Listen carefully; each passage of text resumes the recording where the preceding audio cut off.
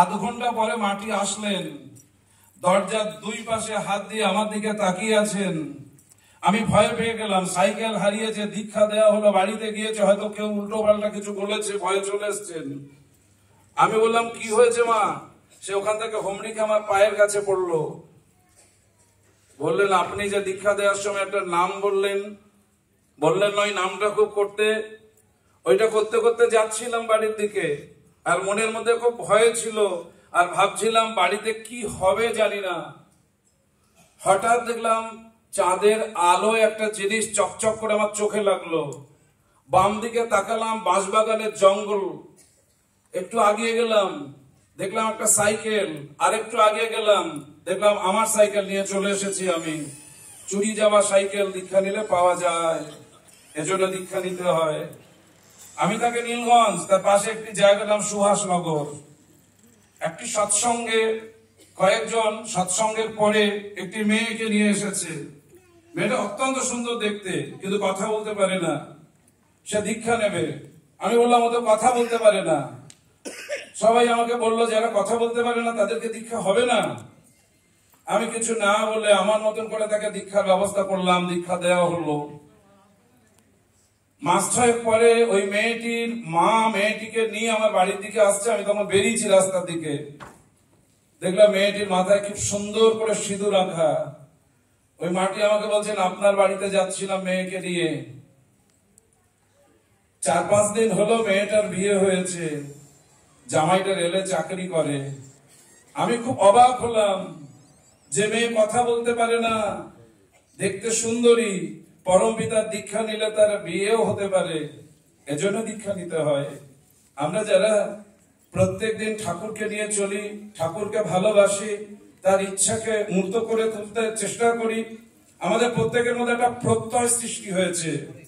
এই আত্মপ্রত্যয় ইষ্টের অনুরঞ্জনায় সন্দীপ করে তোলে, তখন আমার জীবন স্বর্গ লাভ করে। আমি তখন ঈশ্বরের হয়ে উঠি, আমার ভিতর দিয়ে তার কথাগুলোই যেন ব্যক্ত হয়। তাই আমরা প্রিয় বরণকে ভালোবাসি, তাই আমরা দীক্ষা গ্রহণ করি। প্রিয় বরণের পাদপদ্মে সকলের মঙ্গল প্রার্থনা জানাই। ভালো থাকবেন সবাই। জয় গুরু। জয় গুরু।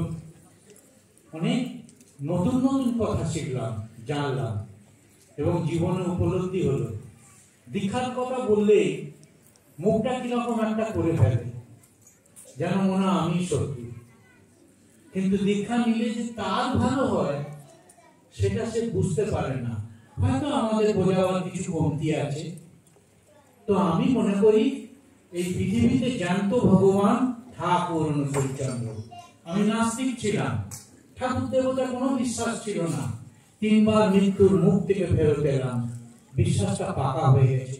এখন বলি কেন 10 বছর আগে আসিনি? যাই হোক, চলতেই থাকবে।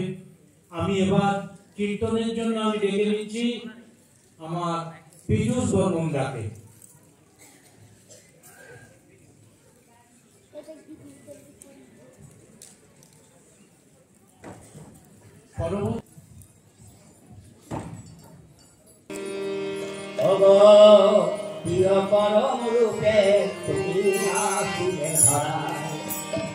তোমার চরণ পরতে পেয়ে ধরা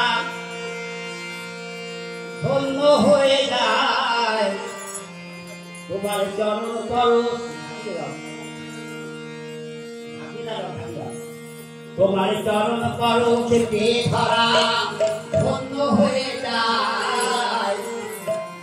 প্রিয় পরম রূপে আসিলে ধরা, ও প্রিয় পরম রূপে তুমি আসিলে ধরা, ও প্রিয় পরম রূপে তুমি আসিলে ধরা।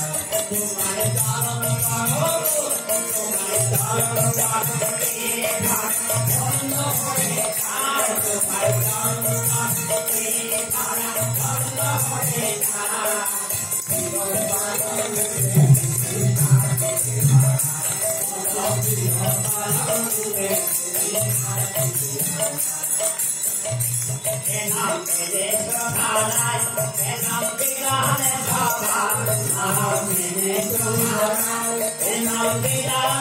ধন্য হয়ে যায়।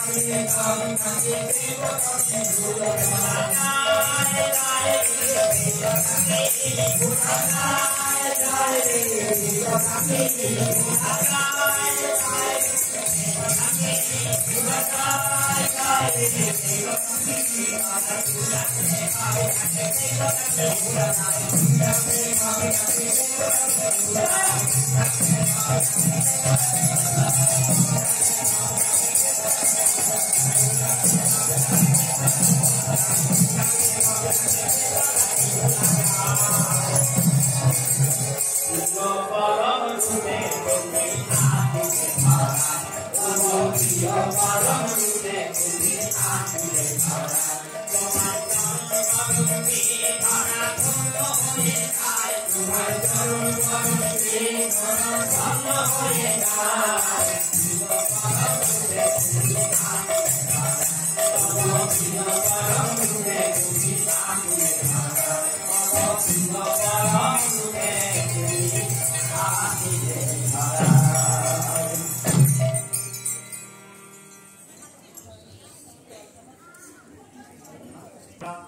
আজকের এই মহতি সৎসঙ্গে উপসংহার পর্বে চলে এসেছি। আজকের এই উপসংহার পর্বে এমন এক ব্যক্তিত্ব আছে আমাদের কাছে, তিনি এসেছেন, তার যথেষ্ট বয়স হয়েছে, এই বয়সেও তিনি আমাদের সামনে দাঁড়িয়েছেন। দু একটি কথা না বললেই না হয়। সেই ডক্টর বিমলেন্দু চ্যাটার্জি, তিনি শ্রী শ্রী ঠাকুরের যুগের লোক, আমাদের সৎসঙ্গের প্রধান আচার্যদের শ্রী শ্রী বর্দা স্নেহদণ্ড দিলেন।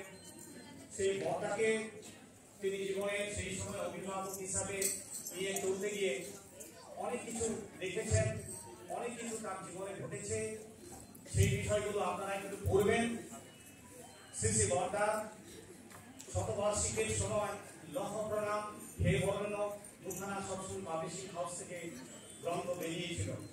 সেই লক্ষ প্রণামে আপনারা দেখবেন এতে এমন কিছু জাগতিক কথা যেগুলো শুনলে পরে আজকে তো মানুষটাকে দেখবেন, আর ওই মানুষটাকে কেন্দ্র করে শ্রী শ্রী বর্দা কি জাদু করেছিলেন সেই কথাও তার মুখ থেকেই শুনলেন।